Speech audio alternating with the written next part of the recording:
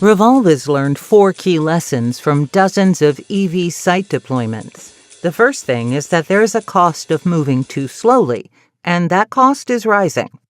There's 4 things I think we've learned. One is that there's a cost of moving too slowly, and that is rising. The second is that successful programs for fleets largely take a systems level approach.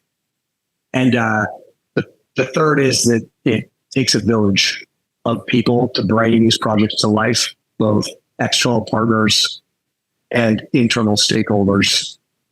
And the last thing that I can expand on is that a lot of people think about putting vehicles into operations as the end, and that's really just the beginning.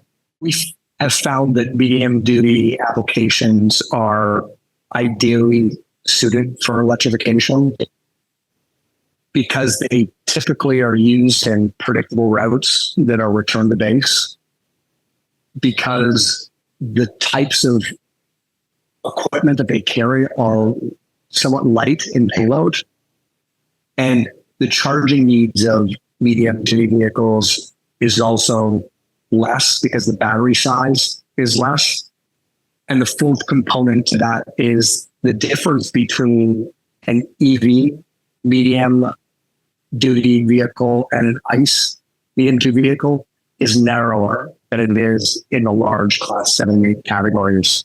So all of those forces combined together, they a compelling economic opportunity for fleets to move more quickly into the space without having to make economic compromise or daily operational compromise, which is the most important thing to fleet buyers.